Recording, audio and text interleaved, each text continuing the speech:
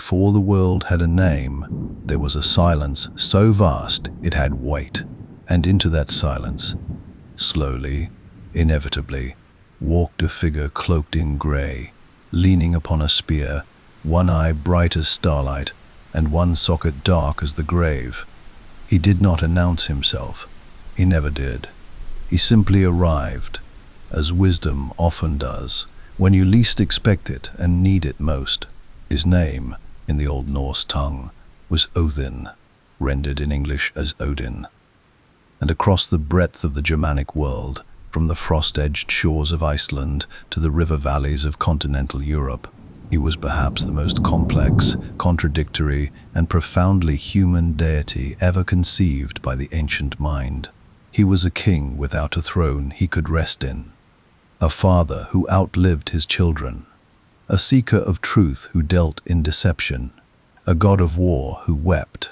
To understand Odin is to understand that the Norse did not want their gods to be perfect. They wanted them to be real, to struggle, to doubt, to pay. And Odin paid more than any of them. He traded his eye to the well of Mimir for a single drink of cosmic wisdom. He hung himself from the great world tree Yggdrasil for 9 days and 9 nights, pierced by his own spear, neither eating nor drinking, staring into the abyss, not because he was commanded to, but because knowledge demanded a price, and he chose to pay it. Twice. Voluntarily.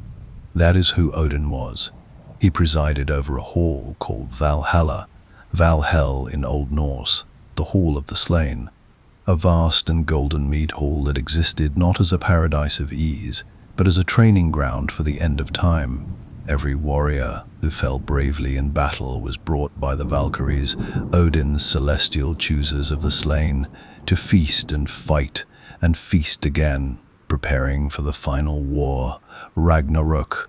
Even in his generosity, Odin was strategic. Even his heaven had a purpose beyond comfort. The peoples of the Norse and Germanic worlds worshipped him with a reverence that was deeply personal and sometimes fearful. Odin was not a deity you prayed to for sunshine and good harvests. That was the domain of others. Before we continue, if these stories have become part of your nights, consider subscribing to the channel as we prepare another story for you. Thank you, and enjoy the rest of the story. Odin was called upon by kings seeking counsel, by poets seeking inspiration, by warriors who understood that glory and death were woven from the same thread. His cult stretched from Scandinavia through Anglo-Saxon England, where Wednesday, Woodnesdag, still bears his name to this day, an echo of devotion lingering in the ordinary rhythm of our weeks. He traveled in disguise through the mortal world, a grey-cloaked wanderer with a wide-brimmed hat pulled low, staff in hand. Ordinary in appearance, extraordinary in intent. He gathered stories the way rivers gather rain. He tested heroes and deceived kings and whispered into the ears of poets. He was the god who understood that the most powerful force in any world is not strength, but knowing. He ruled not from a place of peace, but from a throne of perpetual vigilance, always watching, always gathering, always bracing. And yet beneath all of that vigilance, beneath the ravens and the spear and the warriors and the runes, there was something recognizably, achingly mortal about him. He was afraid, not of death. He had made his peace with death long before death came for him. He was afraid of not knowing enough, of arriving at the end with questions still unanswered, with some crucial piece of understanding still missing, with the rune he needed most still unread in the dark. What follows is the full unfolding of his story. The mythology, the sacrifices, the ravens, the wolves, the spear that never misses, the eye at the bottom of the well, the sons he loved and could not save, and the fate he saw coming and could not stop. It is, above all else, a story about what a being will give up in exchange for understanding, and whether that exchange is ever truly worth it. Settle in.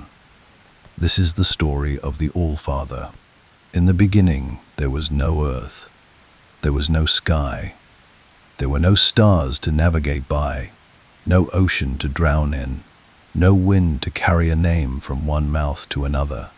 There was only Ginnungagap, the yawning void, as the Old Norse called it. A great and patient emptiness stretching in every direction without end, without purpose, without sound. And yet, at its edges, two forces stirred. To the north, a realm of absolute cold took shape, a world of ice and freezing mist called Niflheim. To the south, a world of absolute fire raged without ceasing, a place of flame and ember and scorching heat called Muspelheim. For an age beyond counting, these two realms simply existed, opposite and irreconcilable.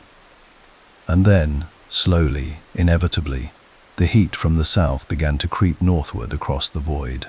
The ice began to melt, and from that melt, from that first meeting of fire and cold at the edge of nothing, came the first living thing. His name was Ymir. Ymir was a giant, vast and formless and strange, the first being to breathe in a universe that had not yet decided what it wanted to be. He was nourished by a great primordial cow named Orthumbla, who licked salt from the melting ice and sustained herself on nothing at all. And as Orthumbla licked, something remarkable happened. She uncovered a figure embedded in the frost, a being with a noble bearing and a name, Buri, the first of the gods, who had existed as potential inside the ice itself since before time began. Buri had a son named Bor, and Bor, in a pairing that speaks to the Norse comfort with blended lineages, married a giantess named Bestla. From that union came three sons, Odin, Vili, and Vei, three brothers born at the threshold between the divine and the monstrous, carrying in their blood both the ancient wildness of the giants and whatever new, ordering force the gods would come to represent.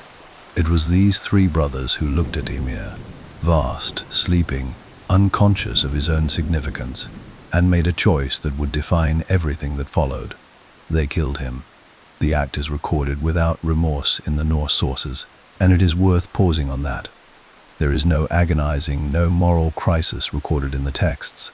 Odin and his brothers slew the first being, because from his body they understood a world could be built. His flesh became the earth. His blood became the seas and rivers. His bones became the mountains. His skull, lifted by four dwarves at the four corners of the sky, became the vault of heaven. His brains, scattered, became the clouds. His eyebrows were fashioned into a great enclosure called Midgard, Middle-earth, the realm of men. Creation was not made from nothing. It was made from something enormous that had to be unmade first. That violent generativity, beauty arising from destruction, order carved out of chaos, is perhaps the central truth of the Norse cosmological imagination. And it was Odin who led it from the very first moment of his mythology, before he had ravens or a spear or a throne. He was already the figure who understood that transformation requires cost. After creation came the great tree, Yggdrasil. The world tree, an immense ash of cosmic proportion, grew at the center of the 9 realms and held them all in its branches and roots. Its roots drank from 3 wells, the well of Mimir, which held all wisdom and memory; Hvergelmir, the roaring spring in Niflheim from which all rivers flowed; and the well of Eartha, tended by the 3 Norns. Earth, Berthandi, and Skuld, the weavers of fate, who carved the destinies of gods and men into the bark of the tree itself. Even Odin was subject to their threads. Perhaps that knowledge drove him more than anything else. The 9 realms were populated with breathtaking variety. Asgard, home of the Aesir gods, sat at the highest branch, connected to Midgard by the rainbow bridge Bifrost, which was beautiful to look at and would shatter at Ragnarok. Vanaheim held the Vanir, an older tribe of gods associated with nature, fertility, and the sea, with whom the Aesir would eventually wage war and then broker an uneasy peace, trading hostages, intermarrying, merging their pantheons into something more whole. Jotunheim lay at the roots, the realm of giants who were neither purely evil nor purely other, but were in fact the older power of the world, the original force that predated the gods and would outlast many of them. Alfheim held the light elves. Svartalfheim was the domain of dwarves, master craftsmen working in the deep dark. Helheim received the dead, who died of illness and age, those not chosen for Valhalla, and was presided over by Hel, a being half living, half dead, one of Loki's strange children. Into this intricate, layered cosmos, Odin stepped not merely as a ruler, but as its most restless inhabitant. He was given a throne called Lidskjalf, from which he could see into every corner of every realm, every hidden valley of Jotunheim, every dark corridor of Svartalfheim, every grieving household in Midgard. He could see everything. What no throne could give him was what he wanted most, understanding of what he saw. Sight without comprehension was, to Odin, a kind of blindness, and that is the paradox at his heart, the hunger that would drive every sacrifice to come. He was given a hall, Valhalla, and a wife, Frigg, who was no mere consort, but a goddess of profound wisdom and foreknowledge in her own right, one of the few beings who shared Odin's awareness of what was coming and bore it with a different kind of grace. He was given sons, foremost among them the great thunder god Thor, beloved of the people, reliable as a hammer, loyal and fierce. He was given companions and creatures and weapons of impossible power. And still he wanted more, because Odin already knew, from the moment the cosmos took shape, that all of it would end. The Norns had woven it. The threads were already cast. Somewhere in the deep grammar of fate, Ragnarok, the doom of the gods, the twilight of everything, waited with absolute patience for its appointed hour. The wolf Fenrir would break his chains. The Midgard serpent would rise from the sea. The dead would sail from Helheim on a ship made of human fingernails, and Odin himself would be swallowed whole by the great wolf before a single moment of that final day was done. He knew. He had always known, and he spent every age between creation and destruction trying to gather enough wisdom, enough preparation, enough warriors, enough understanding. To do what, exactly? To change the outcome. That is the question the mythology never quite answers. Perhaps he hoped to. Perhaps he simply could not bear to do nothing in the face of inevitability. Perhaps that is precisely what makes him so profoundly, achingly human. This figure of inconceivable power, already aware of his end, still reaching. He was not born resigned. He was born reaching, and he never stopped.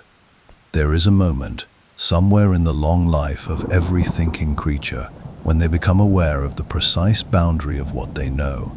Most beings, when they find that boundary, stop. They build a comfortable life within it, learn to love the familiar shape of their understanding, and call it enough. Odin found his boundary and walked straight through it, not because he was reckless, but because he had already seen what ignorance costs. And he had decided, with cold and total clarity, that no price was too high to pay. He was, by any measure, already extraordinary. He sat on Hlithskjalf and saw all 9 realms. He commanded the Aesir, led councils of gods, made war and made peace. He was master of Sitha, the deep and somewhat shameful magic of fate, weaving, a practice considered so feminine in Norse culture that even practicing it carried social stigma. Yet Odin pursued it without apology, because power was power, and wisdom had no gender. He was fluent in the sacred carved language of the runes. He knew things no other living being knew, and still it was not enough. The well of Mimir sat beneath one of the 3 great roots of Yggdrasil, specifically the route that stretched down into the realm of the frost giants, into Jotunheim, into the oldest and most primordial geography of existence. The well took its name from its guardian Mimir, whose name in Old Norse is thought to mean something close to the rememberer, or he who thinks. Mimir was not precisely a god. He was not precisely a giant. He was something older and stranger than either, a being so saturated with accumulated wisdom that the water of his well had become, over the ages, indistinguishable from wisdom itself. To drink from it was to receive a transmission of everything remembered since the beginning. Odin wanted to drink from it. He arrived at the well alone. He had not brought Thor, nor any other companion. This was not a quest that benefited from company. He presented himself to Mimir, stated his desire plainly, and received an equally plain answer. The price of a single drink was one of Odin's eyes. Not a token, not a symbolic gesture. A literal eye, removed from its socket and placed into the well, where it would remain forever, preserved, seeing things from beneath the water that the living world above could not. Consider what is being asked here. This is the king of the gods, the most powerful being in all 9 realms, being told that in exchange for wisdom he must permanently, irrevocably diminish himself. He must give away half his sight. The physical sight that in many ways defined his power, that allowed him to look out from Hilithskialf and survey all of existence. He must walk away from that well with an empty socket and a changed face, and no way to undo what had been done. He agreed without hesitation. There is no anguish recorded in the texts at this moment, no long deliberation, no night spent weighing the decision.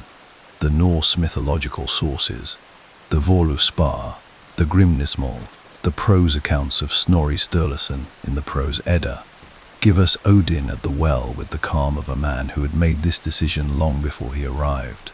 He already knew the price would be his eye. He had likely known it for some time. He came because he was ready. He plucked out his eye and dropped it into the water. Then he drank. What he received in that moment cannot be recorded in human language, because the texts do not attempt to describe it, and that restraint is itself a kind of genius on the part of the mythmakers. We are not told what cosmic secret unfolded in his mind. We are not given a list of revelations. We are told only that he drank and that afterward he knew. Whatever that knowing contained, it was worth his eye. The evidence for this is his face, still scarred, still one-eyed from that day forward, never restored, never mourned publicly. He wore the wound the way he wore his wide-brimmed hat, as part of who he was, unremarkable to him, indelible. His eye remains in the well of Mimir to this day, or so the mythology tells us. When Odin bends over the water, he sees himself reflected back, one eye above the surface, one eye below it, looking up, whole, in a strange way, split across 2 worlds simultaneously, watching from both sides of the boundary between knowing and not knowing. It is one of the most quietly extraordinary images in all of Norse myth, a god fragmented by his own hunger for completeness, and finding in that fragmentation something more complete than wholeness ever was. But the eye was not enough. The runes came next, and the manner of their coming is perhaps the most astonishing episode in all of Odin's mythology, because this time, the price he paid was not taken from him by another. This time, he inflicted it entirely upon himself.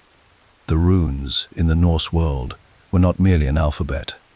They were not a writing system in the mundane sense.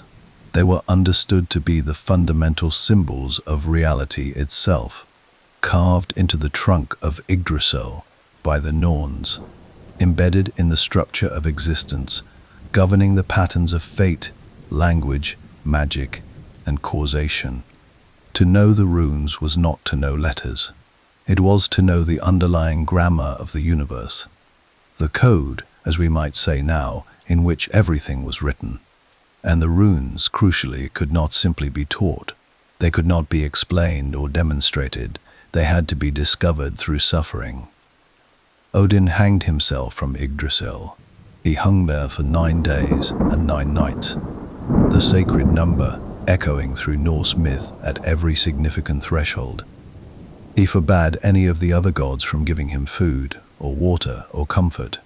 He was pierced by his own spear, Gungnir, to complete the ordeal. He stared downward into the roots of the great tree, into the dark and churning space where the oldest powers resided, and he endured. This event is recorded most vividly in the Havamal, the sayings of the High one of the poems of the Poetic Edda, in a passage that reads in English translation with a strange, calm intensity. Odin speaks of the experience in the first person, directly, without melodrama. He describes hanging on the windswept tree for 9 full nights, wounded with a spear given to Odin, himself to himself. That phrase, myself to myself, carries more theological and psychological density than almost anything else in the surviving Norse canon. He was simultaneously the sacrificer and the sacrificed, the god giving the offering and the god receiving it. He offered himself to himself because no external power could grant what he sought. The runes were not a gift the universe would give freely. They were a prize the universe would surrender only to someone willing to undergo what he underwent, to hang at the edge of death, to stare into the abyss without flinching, to remain in that terrible place, not because he had to, but because he chose to. On the 9th night, he looked down and saw them. The runes revealed themselves, rising up from the depths beneath the tree, bright and sharp and precise and full of power. He seized them, and they became his. He fell from the tree. He survived. And from that day forward he carried 18 runes of power within him, each capable of things the other gods could not accomplish. He used them to heal the sick, to still storms at sea, to speak with the hanged dead, whom he had a particular affinity for. He used the runes to bind enemies and release friends, to understand the speech of birds, to extinguish fires, to win the love of women, to turn aside spears in flight. The runes were not tricks. They were genuine instruments of power, and he had purchased them at a price no one else had been willing to pay. What does it mean that the greatest of the Norse gods defines himself through sacrifice, through voluntary diminishment in pursuit of something greater? Most mythological traditions give their chief deities power as a birthright. Zeus inherits the sky, Ra is the sun itself, Brahma emanates the cosmos. Odin goes and earns it, goes and bleeds for it, goes and hangs in the cold wind for 9 days, alone, wounded, staring into depths that could have broken him. This is not a god who sits in comfort at the peak of a hierarchy. This is a god who descends repeatedly into the dark. Not because he falls, but because he climbs down deliberately, knowing what it costs, doing it anyway. The Norse people understood something in this that we still recognize instinctively, that the most trustworthy wisdom is the kind that bears the marks of what it cost. An eye in a well, scars from a spear, 9 nights in the dark. Every person who has ever earned understanding through suffering, through grief, through failure, through the long and unglamorous work of staying with something difficult until it yields, finds something familiar in Odin at the tree. Not a god descending to their level, a god confirming that their level was always where the real work got done. He came down from Yggdrasil changed, as everyone does who survives such a passage.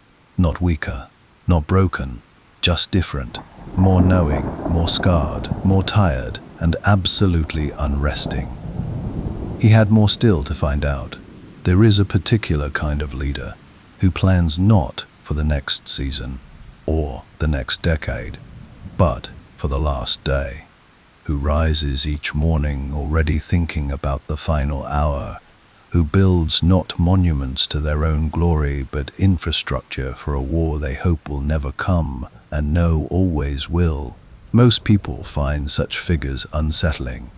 There is something in perpetual preparation for catastrophe that sits uneasily alongside ordinary life. But in Odin, the Norse mythological imagination found a way to make that ceaseless readiness not only comprehensible, but deeply moving.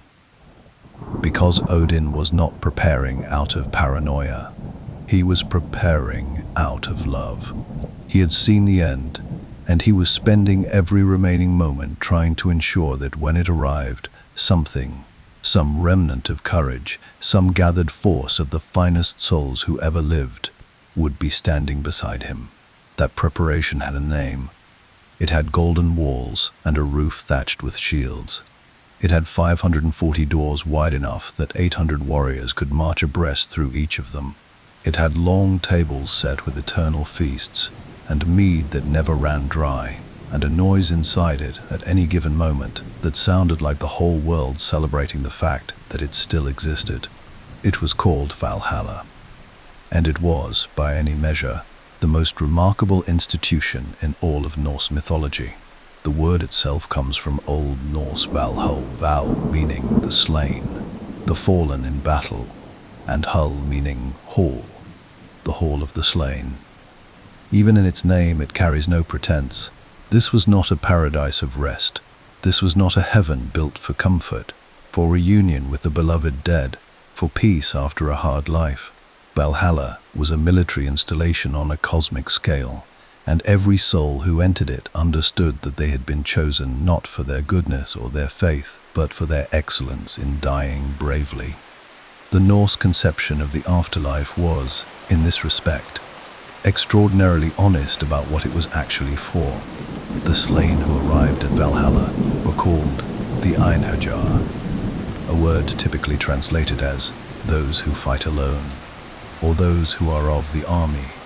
They were warriors selected from the human dead across all of Midgard, gathered across the centuries from every battlefield where men fell with weapons in their hands and courage still in their hearts. Once they arrived, their days had a structure so precise it borders on the poetic. Each morning they rose, armed themselves, and fought. They fought each other with complete ferocity, killing, being killed, limbs severed, wounds that in any ordinary context would end a life. And each evening the wounds healed, the dead rose, the fallen were whole again. They walked together into the great hall, sat at the long tables, and feasted and drank until sleep claimed them. Then morning came, and they rose and did it again. This was not punishment. This was purpose. Odin was training them. Every day of that eternal cycle was a day of refinement, of skill honed against skill, courage tested against courage. The very best warriors in human history made better by fighting each other forever, in a place where death was temporary. He was building the finest army ever assembled, and he was doing it across centuries in secret, inside a hall that glittered like a dream at the top of Asgard. The instrument of this gathering was, if anything, even more extraordinary than the hall itself. The Valkyries, Valkyrjur in Old Norse, meaning choosers of the slain, were Odin's celestial agents, the beings he dispatched to every battlefield in Midgard to observe the dying and make the selection. They are among the most complex and misrepresented figures in all of Norse myth, having been reduced in modern imagination to a kind of dramatic aerial cavalry. Beautiful women on winged horses, swooping dramatically through smoke and thunder. That image is not entirely wrong, but it is profoundly incomplete. The Valkyries were first and foremost instruments of fate. When they rode to a battlefield, they did not simply watch and choose after the fact. They determined the outcome. They wove the fate of battles before a single sword was drawn, using the intestines of men as their loom weights and human heads as their shuttles. Imagery preserved in a poem called the Darathaljoth, the Song of the Spear, found in the sagas, that is as visceral and strange and haunting as anything in the mythological corpus. They decided who would fall. They decided who would live. and then they descended, invisible to mortal eyes, and fulfilled the fate they had already woven. The choice of who went to Valhalla and who went to Hell was not random, and it was not simply about bravery. The Valkyries carried with them Odin's particular strategic intelligence. They chose the best, yes, but also the right ones. The warriors who had that specific quality of fierce and willing sacrifice, who met death not with despair, but with the understanding that their dying served something larger. In some of the myths they are named individually, and those names are extraordinary in themselves. Gurndul, meaning wand wielder; Gaiskogul, meaning spear bearer; Sigrun, meaning victory rune; Brynhilda, meaning battle armor. Each name a compressed description of a function, of a force. They rode horses that moved through air and over sea. Their armor gleamed so brightly that in the northern latitudes people believed the shimmer of the aurora borealis, the northern lights dancing across the winter sky, was the reflection of the Valkyries' shields as they rode. There is something breathtaking in that, an entire people looking up at one of the most beautiful natural phenomena on Earth, and seeing in it not mere atmosphere and magnetism, but the movement of these fierce and purposeful women crossing the heavens on Odin's errands. The sky itself became narrative. Every shimmer of green and gold and white became a reminder that somewhere, always, the work of preparation continued. But the Valkyries were not only functional, some of them loved, some of them ached, and in those stories, the tragic ones, the ones that did not end with the clean efficiency of battlefield selection, something else entirely about the Norse imagination becomes visible. The most famous of these is the story of Brynhilda, the Valkyrie who defied Odin. She was commanded to grant victory to one king in battle, and gave it instead to another, because she judged the other more deserving, because she made a moral choice, a human choice, in defiance of divine instruction. Odin's response was swift and devastating. He stripped her of her status as a Valkyrie. He placed her in an enchanted sleep on a mountain summit, ringed by a wall of fire, and declared that she would wake only when a man brave enough to ride through the flames claimed her as his wife. She who had chosen the fate of warriors was now subject to a fate she had not chosen. She who had decided the outcomes of battles would now wait, sleeping, for a stranger to decide hers. The hero Sigurður eventually rode through the fire and woke her. She loved him, he loved her, and then a cascade of treachery and enchantment and misunderstanding destroyed them both. A tragedy so complete and so beautiful that it influenced storytelling for 1,000 years after, echoing eventually into Wagner's operas, into Tolkien's work, into the deep grammar of Northern European narrative. The Valkyrie who loved and was betrayed became one of the archetypes of the entire tradition. That Odin created such beings, fierce enough to weave fate on a battlefield loom, and tender enough to defy divine command for a love they could not rationally explain, says something important about what he was trying to build in Valhalla. He was not merely assembling soldiers, he was assembling souls. The Einherjar were not to be empty weapons, obedient and hollow. They were to be people of genuine magnitude, people who had felt things, lost things, chosen things. People who understood what they were fighting for because they had already lost it once and been remade by that loss. Odin sat on his throne each night and looked out at that hall full of noise and firelight and the enormous temporary peace of warriors at rest. He sent his 2 ravens, Hugin and Munin, thought and memory, out each morning to fly across the 9 realms and return each evening to sit upon his shoulders and whisper into his ears everything they had seen. He sent them too over Valhalla to know his army, to understand its readiness. One old poetic source records him admitting that he feared more for memory than for thought, that Hugin might not return he could bear, but the loss of Munin, the loss of the accumulated record of everything that had ever happened, was the deeper terror. That is Odin in Valhalla, in one image, a king who has built the most magnificent hall in all of creation, filled it with the greatest warriors ever to have lived, and sits above them each evening seized with the fear, not that his army is insufficient, but that he might forget something he needs to remember, that in all his gathering and preparing, there might be a piece of knowledge, one crucial rune of understanding, that slipped through before he could catch it. He was always afraid of what he did not yet know. He was always reaching for more time.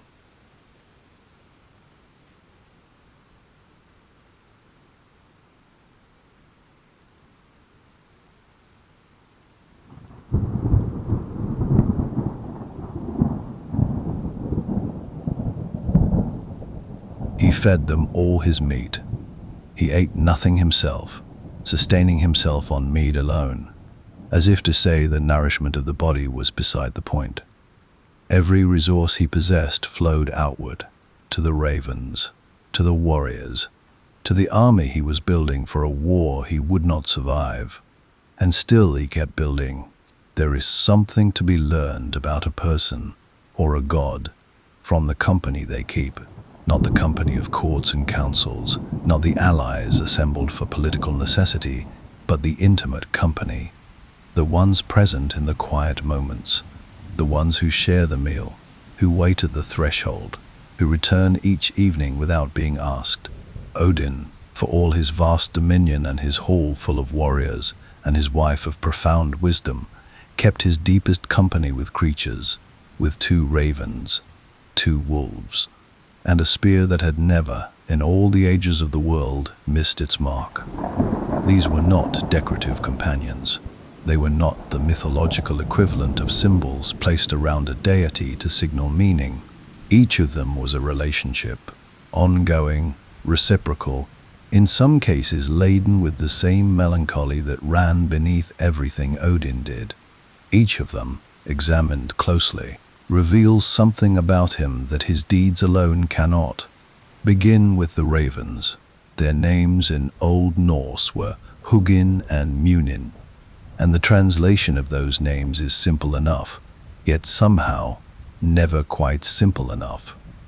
Hugin is typically rendered as thought, or sometimes mind. Munin is rendered as memory. Every morning, at the first grey suggestion of light over Asgard, Odin sent them out from his shoulders into the world.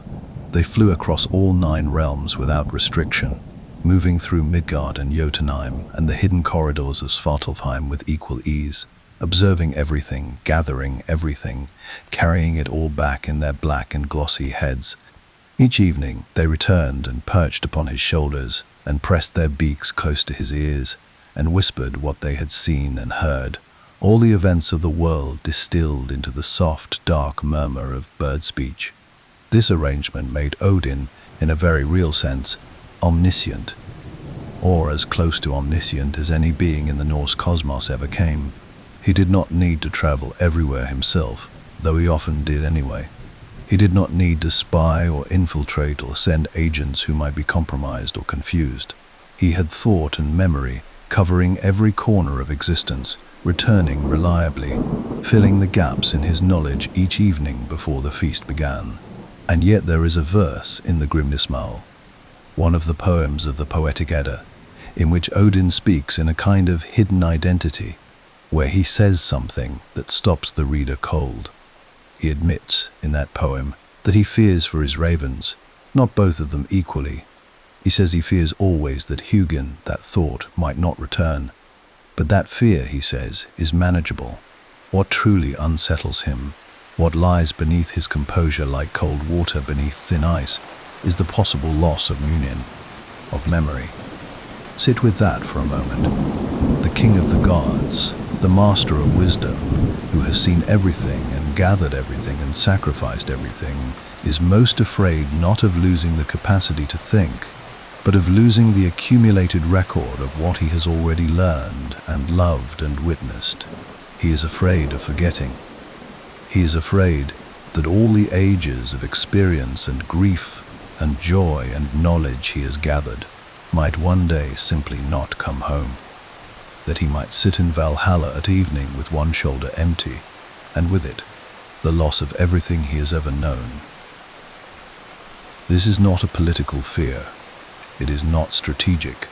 It is the fear that belongs to the very old, to anyone who has lived long enough to understand that what you carry in memory is the only true record of what was real. The ravens are not merely tools of intelligence, Munin especially as Odin's relationship with his own past, rendered as a living creature, sent out each morning into a world that might, one day, keep her. Now the wolves, Jerry and Friki, their names meaning greedy and ravenous, or in some translations, ravener and glutton, lay at Odin's feet in Valhalla each night as he sat at the head of the table during the great feast. They were enormous, as one would expect of Odin's wolves, and they were fed every scrap of meat that was set before their master.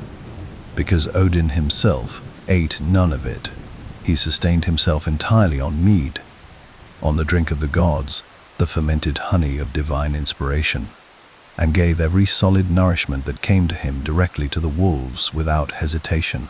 This is, on the surface, a strange domestic detail. A king who does not eat, who keeps 2 great hungry wolves and feeds them from his own portion. But the strangeness opens into meaning when you consider what the wolves represent in the Norse imagination.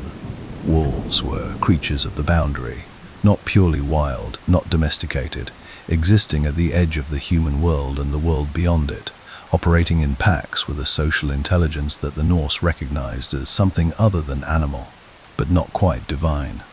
Odin did not tame Geri and Friki. He did not produce them. He kept 2 creatures of enormous appetite and wildness at his feet and fed them from his own plate, acknowledging their hunger as equal to his need. There is something in this of Odin's relationship to the untamable forces of the world. He did not conquer chaos. He sat beside it each evening and made sure it was fed. And then there is the spear, Gungnir, the name likely derived from a word meaning swaying one, or the trembling one, evoking the vibration of a weapon in flight, was crafted by the dwarves known as the Sons of Ivaldi, the most gifted craftsmen in all 9 realms, working in the deep forges of Svartalfheim. It was not simply a weapon of physical power. Gungnir was a weapon of cosmic authority. Oaths sworn upon its point were absolutely binding. To swear on Gungnir was to place your promise inside the structure of the universe itself, where it would hold as long as the tree held, as long as the stars held, as long as anything held. When Odin threw it at the opening of the great war between the Aesir and the Vanir, hurling it over the heads of the enemy in a gesture of ritual declaration, he was not merely starting a battle, he was inscribing that moment into the record of fate. And Gungnir, once thrown, always reached its target. Always. There were no conditions on this, no distance too great, no target too swift, no prayer fervent enough to deflect it. It flew with the inevitability of a decision already made. In a mythology that is deeply concerned with the relationship between action and consequence, a spear that cannot miss carries almost unbearable symbolic weight. Every time Odin raised Gungnir, he was not making a choice about whether to strike, but accepting with full awareness the responsibility for whatever the strike would cause. He could not throw idly. He could not throw in anger and hope to miss. The spear made every act of aggression a deliberate, irrevocable commitment. He was also, it must be said, a god of the hanged. This is one of his aspects that tends to make modern audiences uncomfortable, and the mythology makes no effort to soften it. Odin received those who died by hanging as his own. There are accounts of ritual hanging sacrifices in his honor in the old sources, conducted in sacred groves, the most famous of which was at Uppsala in Sweden, where the great temple stood. Adam of Bremen, an 11th century German chronicler who wrote about the Norse religious practices with a mixture of horror and anthropological precision, described seeing the bodies of men and animals hanging together from the trees of the sacred grove near Uppsala's temple. Odin's portion of the sacrificed, consecrated to him in their dying. This is jarring, but it connects directly to what Odin himself had done on Yggdrasil, his own voluntary hanging, his own self-sacrifice. He had undergone what he asked of others. He was not a god who demanded suffering he had not himself endured. The hanged dead were, in a meaningful sense, his family. He could speak to them. He was one of them. His claim on them was not ownership, but kinship. There is one companion not often listed alongside the ravens and the wolves and the spear, but perhaps the most important of all, Sleipnir, Odin's 8-legged horse, the greatest of all horses in the 9 realms, able to travel between worlds at speeds no other creature could match, able to cross the boundary between the living world and the realm of the dead. Sleipnir was born from one of the mythology's strangest episodes. Loki, shape-shifted into a mare, became pregnant by a giant stallion named Svadilfari and gave birth to a grey foal with 8 legs, which he then presented to Odin. Odin accepted this extraordinary animal without apparent concern for the bizarre circumstances of its birth, and the two became inseparable.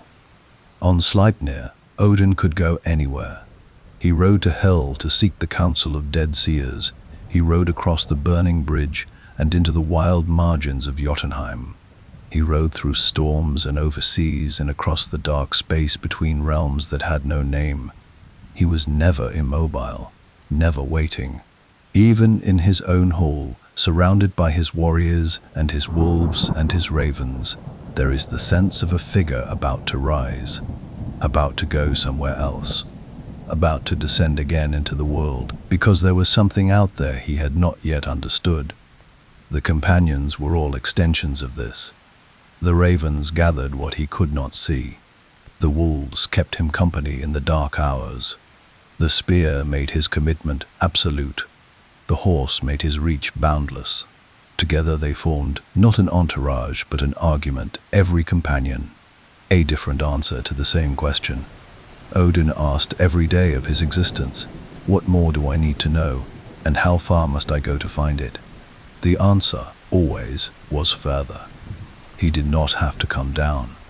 That is the first thing to understand about Odin among mortals, because it is the thing that makes it matter. He was not compelled to walk in the human world. He was not sent, as a punishment or a duty, to mingle with the brief and fragile creatures of Midgard. He had Heilathskarf. He had the ravens.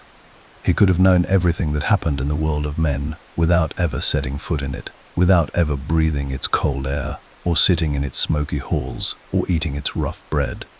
He could have watched from a divine distance and remained entirely apart, as many gods of many traditions are content to do. Instead, he put on a grey cloak and a wide-brimmed hat and picked up a staff and walked down into the world alone, in disguise, and sat at strangers' fires and asked questions. He did this repeatedly, compulsively, almost. The sagas and the Eddic poems are full of him. A wandering old man appearing at thresholds, requesting hospitality, engaging his hosts in contests of knowledge or wisdom, sometimes revealing himself at the end, more often not. He had so many names accumulated from these wanderings that scholars have counted over 200 of them across the surviving sources. Grimnir, the Masked One; Vegtam, the Wanderer; Harbartha, Greybeard; Bolvarkr, the Worker of Misfortune; Gangleri, the Wanderer, or sometimes the Weary Traveller. Each name a different face worn for a different purpose, a different community of people who thought they knew the old man who had come among them, and did not. The hat is worth pausing on. In Norse iconography and textual description, Odin's wide-brimmed hat pulled low, shadowing the missing eye, giving him a look that was simultaneously ordinary and faintly unsettling, was not merely a disguise. It was a statement of method. To pull the brim low is to choose concealment in plain sight, to walk among people and watch without being watched in return. Anthropologists of religion have noted that this image, the disguised god walking among humanity to observe and test, appears across a remarkable range of world mythologies. But Odin's version has a particular quality that distinguishes it from almost all the others. He was not testing people to reward the worthy and punish the wicked. He was not conducting a cosmic moral audit. He came because he was curious, because he wanted to know what people knew, because he understood from hard experience that wisdom does not reside exclusively in the halls of the powerful or the libraries of the learned. It lives in the conversation at the edge of a fire between two people who have both seen hard things. It lives in the songs that ordinary people sing to get through the winter. It lives in the stories that survive, not because anyone wrote them down, but because they were too true to be forgotten. Odin wanted all of it. The Havamal, the sayings of the High One, the long Eddic poem in which Odin speaks as a traveling sage dispensing hard-won wisdom, is the closest thing we have to a record of what he gathered in those wanderings. It is one of the most remarkable documents of the ancient Norse world, and it reads not like the pronouncements of a deity, but like the accumulated advice of a very old man who has made every possible mistake and survived all of them. Its opening stanzas describe arriving at a new household with a kind of watchful caution that is almost comical in its specificity. Look around before you sit down. Make sure you know where the exits are. Don't drink so much that you lose your wits, because a man with his wits gone is defenseless and foolish, and the other people at the table will know it before he does. This is not divine wisdom in the elevated abstract sense. This is the practical knowledge of someone who has slept in enough strange houses and sat at enough unfamiliar tables to have learned the hard way that comfort makes you careless. The Havamal tells you to be kind to your host, because hospitality is sacred, and its violation brings shame that outlasts the generation. It tells you to keep your word, because reputation is the only currency that follows you everywhere. It tells you to choose your friends carefully and love them openly, because human life is short, and the people in it are the only warmth available against the cold. This is Odin talking, the king of the gods, who sat on the most powerful throne in creation, giving advice about how to behave at someone else's dinner table. That gap between his station and the register of his wisdom is where the truth of his character lives. He visited kings, and those visits rarely ended well for the kings, though they sometimes ended instructively. The story preserved in the Grimnismal is characteristic. Odin and Frigg argue about the relative merits of two kings they have each taken an interest in, Geirröðr and Agnar, two brothers. Frigg claims Geirröðr is inhospitable, stingy with his guests, a man who dishonors the sacred obligation of welcome. Odin disagrees. He goes to see for himself. Of course he does, disguised as a wanderer called Grimnir, the Masked One. Geirröðr, suspicious of the strange visitor, has him seized and tortured. He is placed between two fires and left there for 8 days without food or water as an interrogation. He endures it, because of course he does. He is Odin. He is hung from the world tree for 9 days, with a spear through his side. 2 fires and 8 days without a meal is uncomfortable, but it is not beyond him. What the story reveals is Geirröðr's character, his failure of hospitality, his cruelty toward a guest who had done nothing to deserve it, his willingness to torture the old and defenseless. And at the end, when Geirröðr finally realizes with dawning horror exactly who his prisoner is, it is already too late. He stumbles, falls on his own sword and dies. Odin walks out of the fires unharmed and moves on down the road. There is almost no anger in these stories. That is the uncanny quality of Odin among mortals. He does not arrive with vengeance in mind, and when consequences come for those who treat him badly, they arrive with the quiet logic of cause and effect, rather than the drama of divine wrath. He is not wrathful. He is patient. He waits for people to reveal themselves, and then he simply bears witness to what they have revealed. He was also, in his wanderings, a giver of gifts, and those gifts were always double-edged. He gave the gift of inspiration to poets, breathing into the art of verse, a divine fire, the Norse called skaldic craft, the ability to compress enormous feeling and meaning into the intricate formal constraints of Old Norse poetry. He gave battle luck to warriors, sometimes arriving at the field in disguise to turn the tide with a subtle word or the loan of a strategy. He gave counsel to kings who were wise enough to recognize what they had been given and humble enough to follow it. But he also took. The gifts Odin gave were frequently accompanied by an unspoken clause, a withdrawal that came later, often at the worst possible moment. A warrior he had blessed with victory would find, at the pivotal battle, that the luck had run out. A king he had guided to greatness would discover that the guidance had stopped at precisely the threshold of greatest need.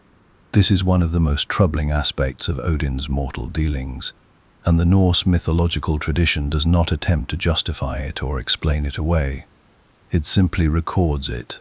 Odin gives, and Odin takes, and the taking is as purposeful as the giving, even when the purpose is not visible.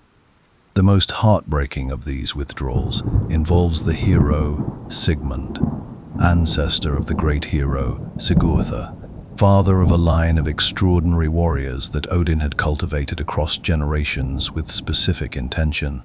Sigmund fought his final battle with the sword Gramma, a blade that Odin himself had driven into the great tree Barnstokker at a feast, a gift so embedded in legend that only Sigmund could pull it free. For years, Sigmund fought beneath Odin's favor, undefeated, extraordinary, and then, in the moment of his last great battle, an old man appeared on the field with a hat pulled low and a spear in his hand. He stepped in front of Sigmund's sword thrust. The sword shattered against the spear. Sigmund fell. Odin had withdrawn. He collected the broken pieces of the sword himself, or had them collected, and ensured they passed to Sigmund's pregnant wife, so that one day his unborn son might reforge them. The withdrawal was not waste. It was part of a longer plan, a thread of intention running across generations that only the long view could perceive. Odin was always thinking 3 generations ahead, but knowing that the grief served a purpose does not make it less grief. The people on the ground in that moment did not have the long view. They had only the broken sword and the fallen man and the old wanderer already gone down the road. He moved through the human world like weather moves through a landscape, touching everything, belonging to none of it, leaving things changed in ways that only became visible long after he had gone. The farmers who gave him shelter did not know it. The kings who consulted him rarely understood what they had been given until it was already operating in their lives. The poets he touched could feel something different in their making, but could not have explained the source. He asked for nothing in those wanderings, except the one thing he always wanted: a story, a piece of knowledge, something he did not already know. He always found it, too, in the most unlikely places, at the most ordinary tables, from the mouths of people who did not know they knew anything worth a god's attention. That was the whole point. There is a grief that belongs specifically to parents who can see the future, not the ordinary parental anxiety about what might happen, the low, constant hum of worry that accompanies the raising of any child, but the true, unambiguous foreknowledge of what will come, the knowledge that the child laughing at the table, the child sleeping peacefully in the next room, the child growing into their strength with such beautiful confidence, is moving toward a specific and unavoidable darkness. Most parents are spared this. Odin was not. He knew what would happen to his sons. He had known since before some of them were born. He had consulted the dead, questioned the Norns, read the runes, and the answer was always the same. Specific, unwavering, written into the structure of fate with the same permanence as the stars. and then he went home and sat at the table with his sons and watched them live their lives with full awareness of what those lives were moving toward. He said nothing of consequence. He could not change it. He could only be present for as much of it as he was permitted. This is perhaps the heaviest thing Odin carried, heavier than the memory of Yggdrasil, heavier than the eye in the well. He paid those prices voluntarily and gained something in return. The grief of his sons cost him everything and left him nothing except the burden of having seen it coming. Begin with Thor, because Thor is where the contrast lives. Thor, the Thunderer, was the son of Odin and the earth goddess Jörð, and he was, in almost every external quality, his father's opposite. Where Odin was subtle, Thor was direct. Where Odin operated through strategy, deception, and the long game of accumulated knowledge, Thor operated through the immediate, uncomplicated application of enormous physical force. He was the largest of the Aesir gods, broad-shouldered and red-bearded, with a temper that moved through him like the storms he governed and cleared just as quickly. He was not stupid. The myths that make him a simple brute do him a disservice. But he thought in the immediate. He saw a problem and he hit it. He saw a giant causing trouble and he threw his hammer at it. He saw injustice and he became loud about it. He was, in the most profound and useful sense, uncomplicated, and the people of the Norse world loved him for it in a way they never quite loved Odin. Odin was respected. Odin was feared. Odin was consulted. Thor was beloved. The common people, the farmers, the fishermen, the families trying to survive another winter, the people who did not have the luxury of pondering cosmic fate and accumulated wisdom, called on Thor. They wore small hammer amulets, Mjolnir pendants, around their necks, not eye pendants, not raven pendants, hammer pendants, because Thor was the god who showed up. When the giants threatened the order of the world, Thor went and dealt with the giants. When the storms needed to be useful rather than destructive, Thor was the negotiation between sky and earth. He was reliable in a way that his father, for all his power, could never quite manage to be. Odin watched this and understood it. He did not resent Thor's popularity.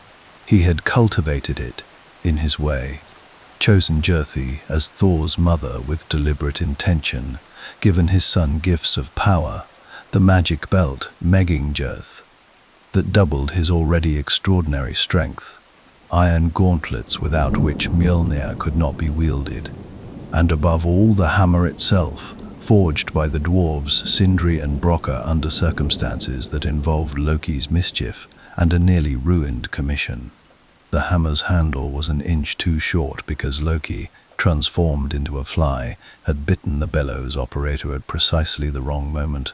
But the head was perfect, the most powerful weapon ever made, capable of leveling mountains, capable of killing anything that needed killing, returning to Thor's hand after every throw with the faithfulness of a creature that knew it was home. Odin gave all of this to his son, and then stepped back and watched him become exactly what the world needed him to be. The defender of Midgard, the protector of human life against the forces that would otherwise overwhelm it.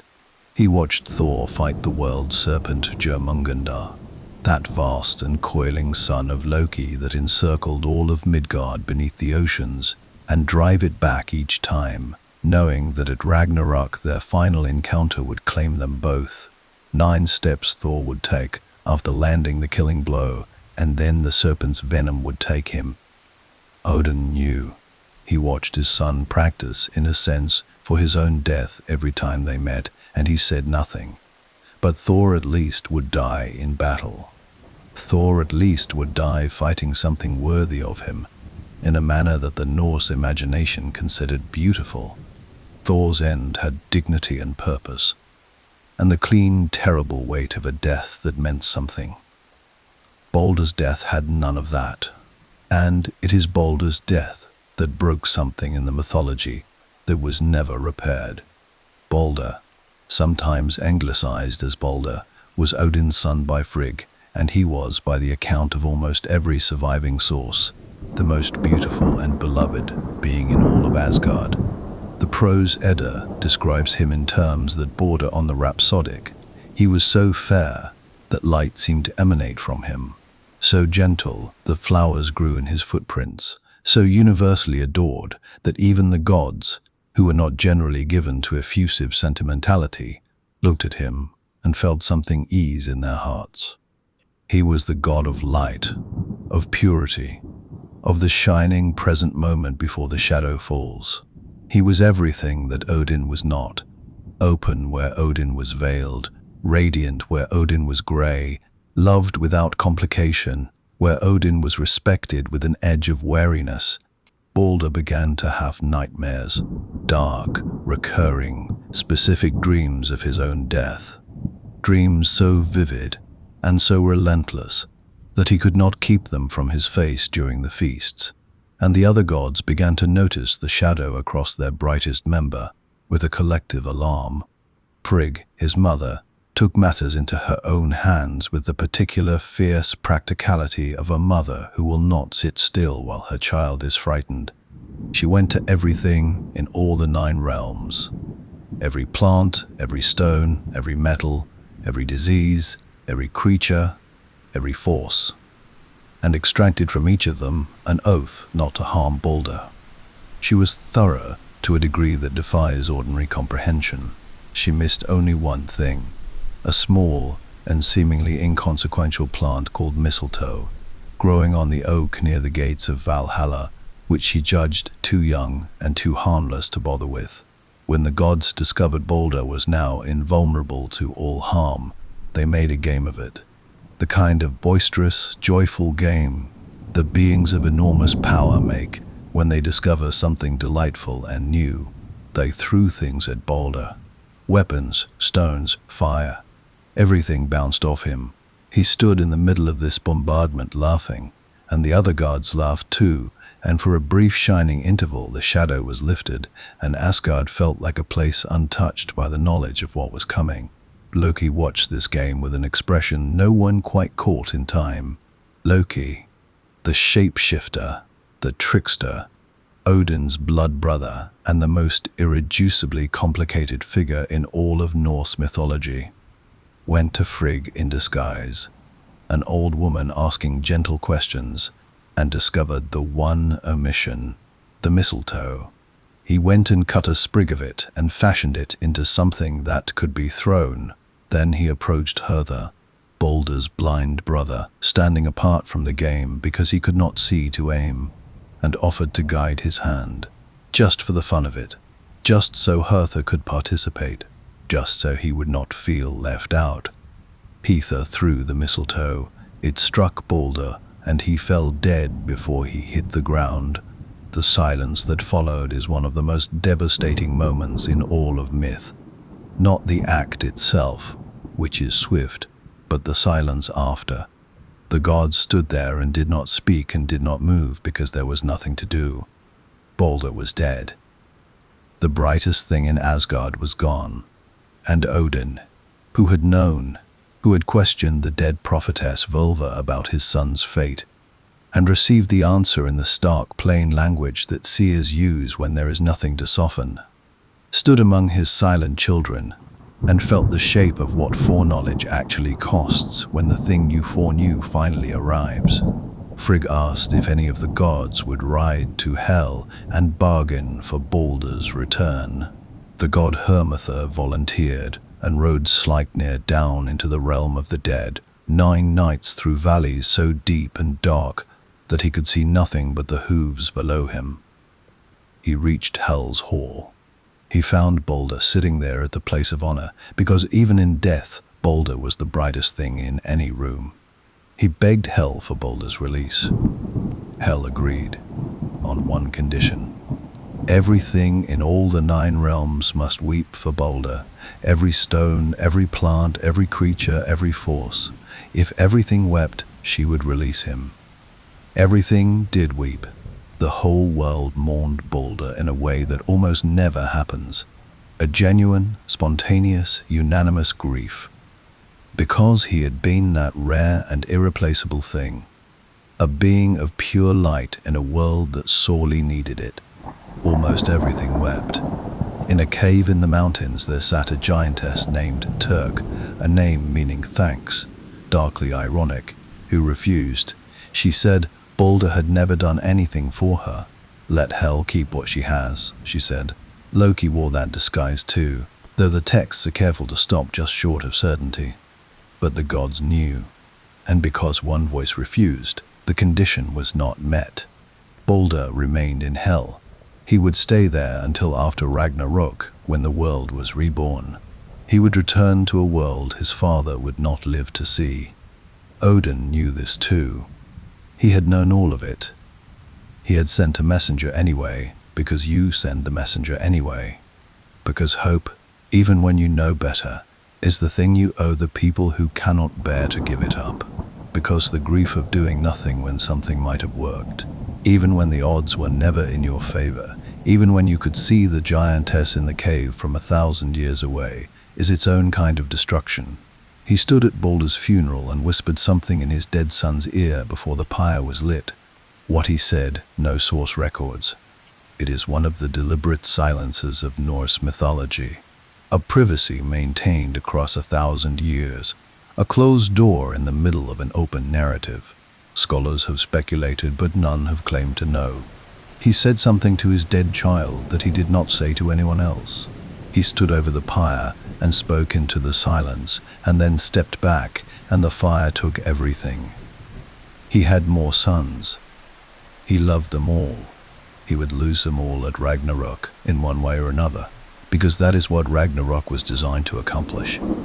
He kept going anyway. Every story that has ever been told about inevitability eventually arrives at the same question, not whether the inevitable thing will happen.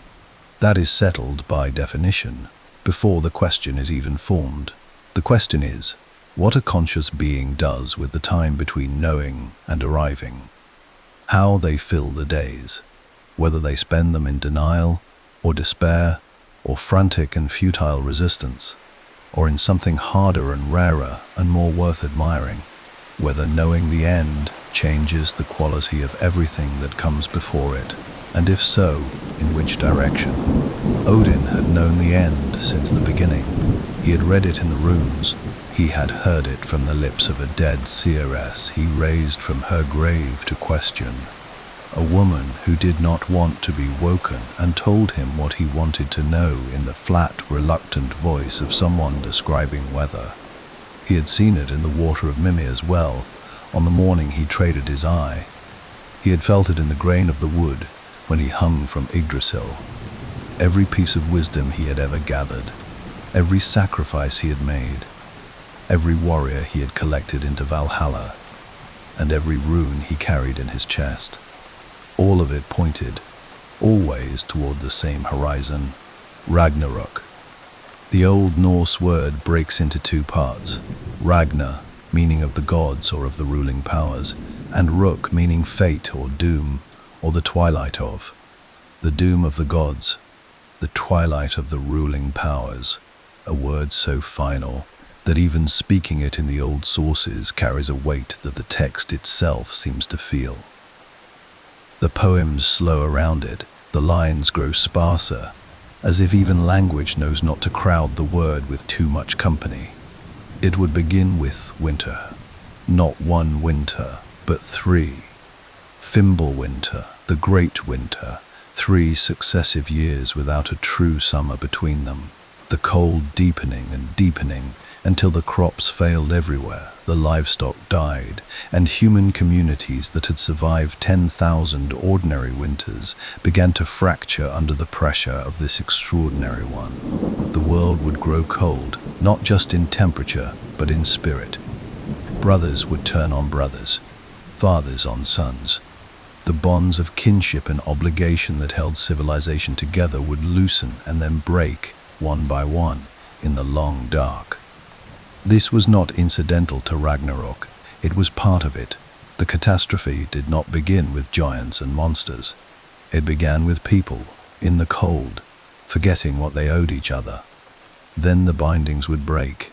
Fenrir, the great wolf, son of Loki and the giantess Angrboda, raised in Asgard because the gods thought proximity was safer than distance, eventually growing so large and so powerful that proximity became its own kind of terror. Was bound on an island with a ribbon-thin magical chain called Gleipnir, made by the dwarves from impossible materials. The sound of a cat's footstep, the beard of a woman, the roots of a mountain, the sinews of a bear, the breath of a fish, the spittle of a bird. 6 things that do not exist, woven into a binding that held what iron could not. It held because it was made from the substance of impossibility, and Fenrir would break it at Ragnarok because eventually even impossibility wears through. Jormungandr, the Midgard serpent, another of Loki's children, cast by Odin into the ocean that surrounds all of Midgard in an act that looks, in retrospect, less like a solution and more like a postponement, would release its own tail. The serpent had grown across the ages until it encircled the entire world, biting its own tail to complete the circle. When it released, when the circle opened, the seas would boil and overflow their banks. The world would shudder. Loki himself, imprisoned beneath a mountain after the death of Balder, bound with the entrails of his own son, a serpent dripping venom onto his face, while his wife Sigyn held a bowl above him to catch what she could, would break free at last. The earthquakes that the Norse people felt rumbling through the ground were understood to be Loki's writhing when the bowl filled and Sigyn turned away to empty it and the venom struck. When Ragnarok came, he would be free of all of it, and he would sail to the battle on a ship made of the fingernails of the dead, commanding an army of the unredeemed. Surtur, the fire giant who had existed since before the gods, who had stood at the border of Muspelheim with his flaming sword since the very first age of the world, would march from the south, burning everything in his path, crossing Bifrost and shattering the Rainbow Bridge under the weight of his passing. The Einherjar would ride out from Valhalla's 540 doors. All those centuries of training, all those mornings of simulated battle, all those healed wounds and recovered deaths. It would all resolve into this single day, this last deployment. The reason Odin had been building his army since the first warrior fell, in the first battle, in Midgard. They would ride out with purpose and discipline and the full terrible weight of everything they had been prepared for. And it would not be enough. The Norse mythology does not flinch from this. It does not offer a last-minute salvation or a hidden advantage or a god who arrives from outside the story with unexpected power sufficient to change the outcome. The gods would fight with everything they had. Thor would meet Jormungandr and kill the serpent with Mjolnir, his killing blow landing after a battle of such ferocity that the sky itself would crack. Then Thor would take 9 steps, 9, always 9, the sacred number, and fall to the serpent's venom, dead before the 10th step could be taken. Freyr, who had given away his magical sword for love and fought at Ragnarok with only a stag's antler, would be killed by Surtur. Tyr, the one-handed god of justice who had sacrificed his hand to help bind Fenrir in the First Age, would kill the hound, Garm, and die from its wounds simultaneously. 2 great warriors cancelling each other out with the mathematical precision of a balance sheet settling its accounts. And Odin would meet Fenrir, the wolf that had been growing since before the binding, the wolf that Odin had watched growing in Asgard, that he had helped bind, that he had known since the beginning was his particular end. They would meet on the field of Vigritha, the plain so vast that it would take a man 100 days to walk from one side to the other, and Fenrir's jaws would be opened wide enough to span from earth to sky. Odin would be swallowed, not struck down, not defeated in a contest of strength or cunning. Swallowed. consumed, gone into the darkness of the wolf's belly with no final word recorded, no last gesture of defiance or acceptance, just the sudden, complete absence of the Allfather from a world that had been shaped entirely by his presence. His son Vitar would kill Fenrir immediately after, driving a boot into the wolf's lower jaw and tearing it apart with his hands, or running a sword through the great wolf's heart, depending on the source. Vengeance was immediate and total, but it could not retrieve what had been swallowed. Odin would remain gone. Surtur would burn the remaining world with his sword. The earth would sink into the sea. The stars would fall. The smoke would rise. And this is the piece of Norse mythology that does not always get the attention it deserves. Something would surface from the water. A new earth, green and fresh, rising from the ocean that had swallowed the old one, unscarred, rich with growing things, the earth emerging as if from a long and necessary sleep, renewed by the very destruction that had seemed to end everything.